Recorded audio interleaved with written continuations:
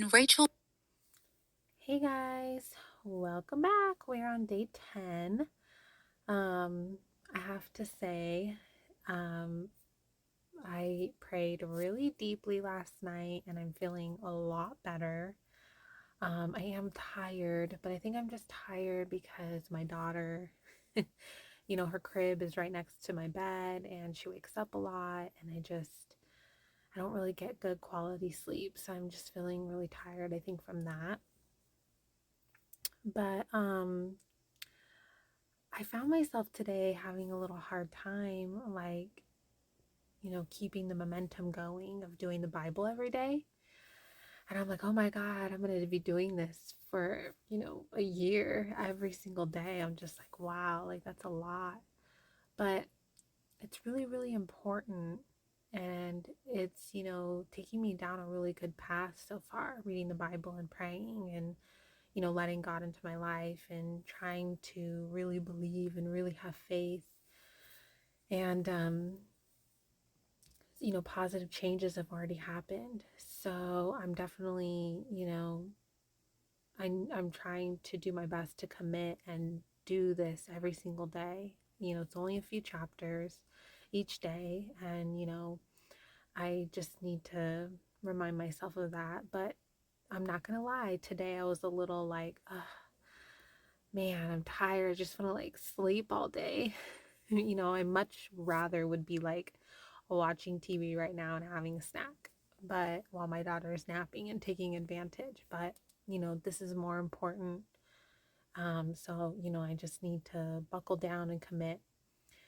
So, let's get started. Oh, there was also one thing I wanted to mention before we get started. Yesterday, when I uploaded my video, it said copyright, and I was like, what is that? And so I looked into it, and it's called like a Drev Publishing or something. There's like a small portion of the video yesterday towards the end where it was a copyright claim, but it was just a small portion of it. And after I investigated, I think it was the audio of it. Like yesterday when I had mentioned the music at the end, how it was like calming and stuff. Um, so I actually went into the Dwell app and I took off the music. So there won't be music anymore in the background when she's talking. Um, just because I'm curious to see if that was what the um, problem was. Um, I'm not like in trouble or anything from the copyright, but I definitely, if it was the music, I would just rather just take it off. So, because I read some things about the Adrev publishing that I didn't really like. So I'm like, I don't even want to deal with them. So I'm just going to take the music off and see if that solves the problem. So, okay, guys, day 10. Let's get started. Saw that she was not bearing Jacob any children, she envied her sister. Give me sons, or I will die, she said to Jacob. Jacob became angry with Rachel and said, Am I in the place of God? He has withheld offspring from you. Then she said, Here is my maid Bilhah. Go sleep with her, and she'll bear children for me, so that through her I too can build a family. So Rachel gave her slave Bilhah to Jacob as a wife, and he slept with her. Bilhah conceived and bore Jacob a son. Rachel said, God has vindicated me. Yes, he has heard me and given me a son. So he named him Dan. Rachel's slave Bilhah conceived again and bore Jacob a second son. Rachel said, In my wrestlings with God, I have wrestled with my sister and won. And she named him Naphtali. When Leah saw that she had stopped having children, she took her slave Zilpah and gave her to Jacob as a wife. Leah's slave Zilpah bore Jacob a son. Then I I know that this was probably normal in their time when this was happening, but I can't imagine. First off, I can't imagine my husband being with anyone other than me. let alone my sister.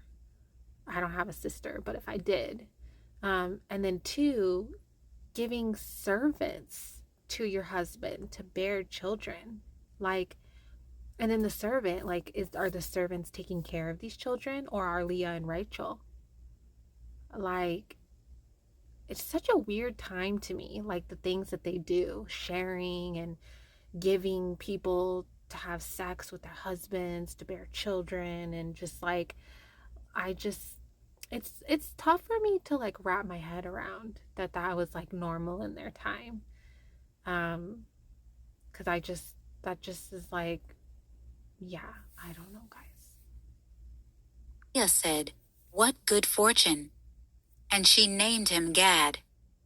When Leah's slave Zilpah bore Jacob a second son, Leah said, "I am happy that the women call me happy." So she named him Asher. Reuben went out during the wheat harvest and found some mandrakes in the field. When he brought them to his mother Leah, Rachel asked, "Please give me some of your son's mandrakes." But Leah replied to her, "Isn't it enough that you have taken my husband? Now you also want to take my son's mandrakes?" "Well then," Rachel said, "he can sleep with you tonight in exchange for your son's mandrakes."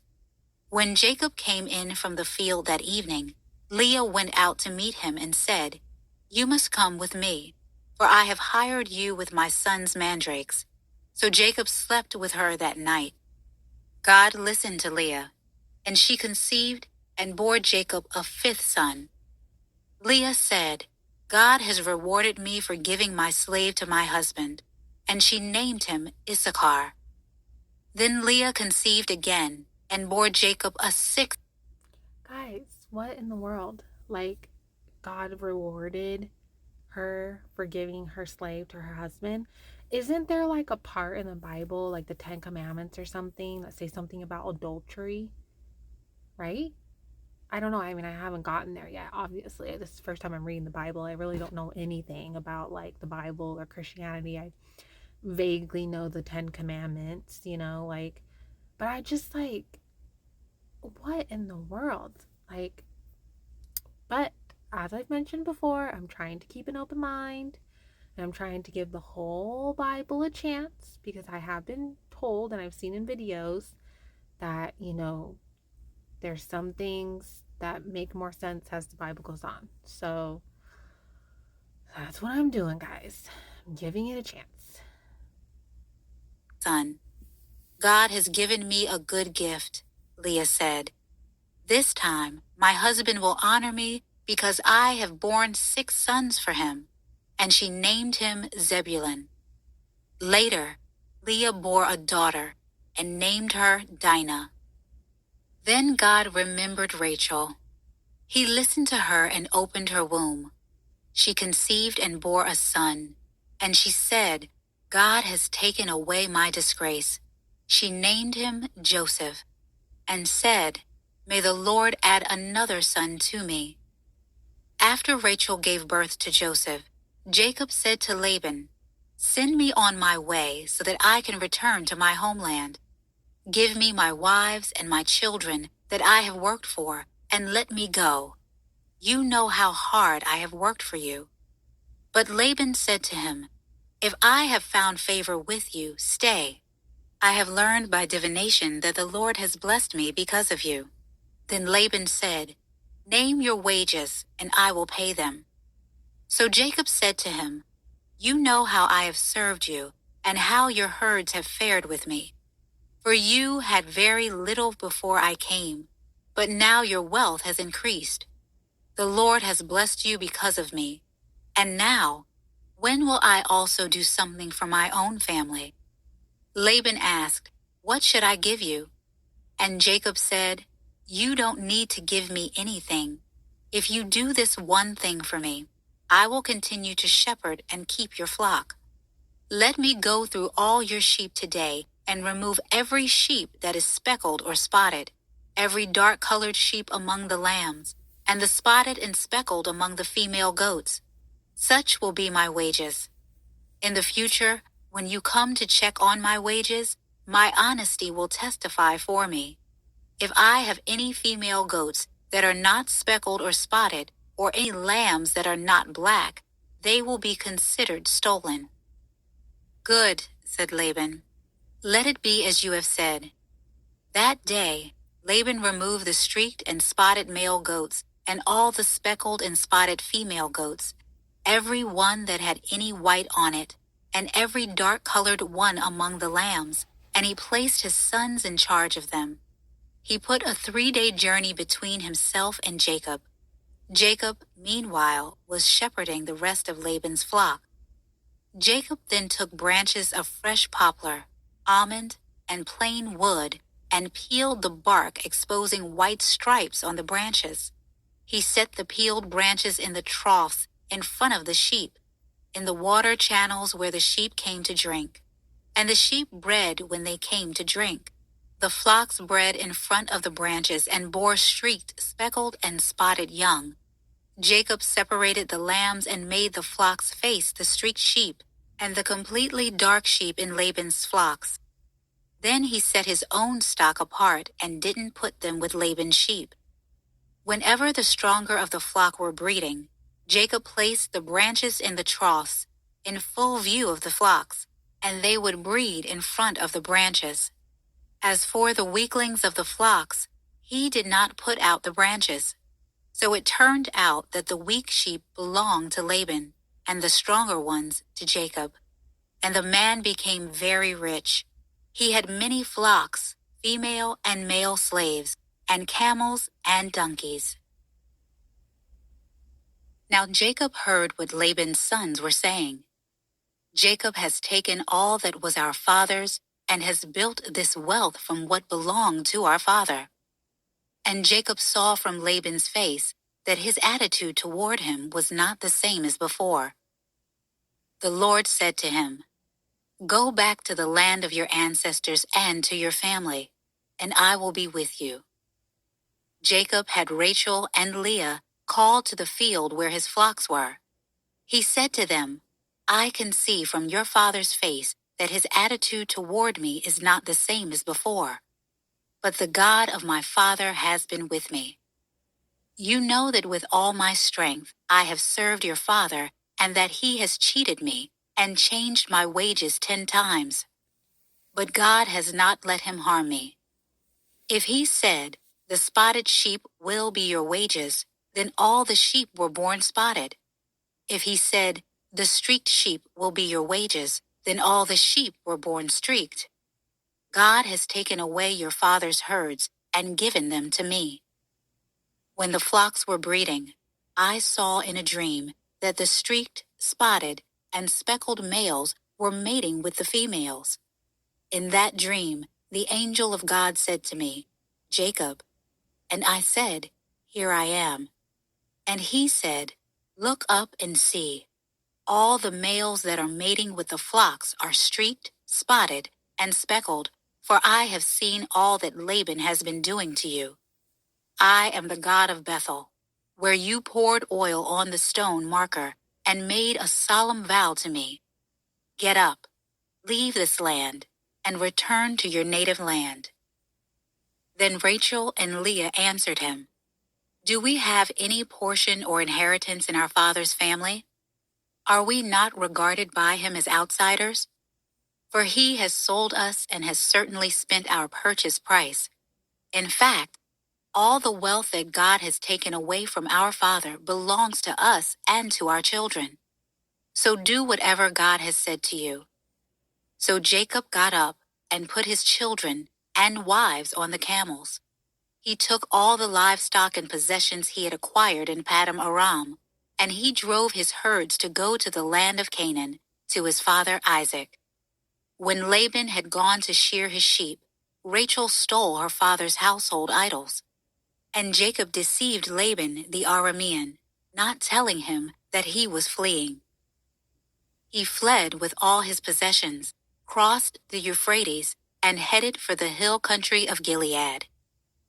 On the 3rd day, Laban was told that Jacob had fled. So he took his relatives with him, pursued Jacob for 7 days, and overtook him in the hill country of Gilead. But God came to Laban the Aramean in a dream at night. Watch yourself, God warned him. Don't say anything to Jacob, either good or bad. When Laban overtook Jacob, Jacob had pitched his tent in the hill country, and Laban and his relatives also pitched their tents in the hill country of Gilead. Laban said to Jacob, "What have you done? You have deceived me and taken my daughters away like prisoners of war. Why did you secretly flee from me, deceive me, and not tell me? I would have sent you away with joy and singing, with tambourines and lyres. But you didn't even let me kiss my grandchildren and my daughters. You have acted foolishly. I could do you great harm, but last night, the God of your father said to me, 'Watch yourself. Don't say anything to Jacob, either good or bad.' Now you have gone off because you long for your father's family. But why have you stolen my gods?" Jacob answered, "I was afraid, for I thought you would take your daughters from me by force. If you find your gods with anyone here, he will not live. Before our relatives, point out anything that is yours and take it." Jacob did not know that Rachel had stolen the idols. So Laban went into Jacob's tent, Leah's tent, and the tents of the two concubines, but he found nothing. When he left Leah's tent, he went into Rachel's tent. Now Rachel had taken Laban's household idols, put them in the saddlebag of the camel, and sat on them. Laban searched the whole tent but found nothing. She said to her father, "Don't be angry, my lord, that I cannot stand up in your presence. I am having my period." So Laban searched, but could not find the household idols. Then Jacob became incensed and brought charges against Laban. "What is my crime?" he said to Laban. "What is my sin that you have pursued me? You've searched all my possessions. Have you found anything of yours? Put it here before my relatives and yours, and let them decide between the two of us. I've been with you these 20 years.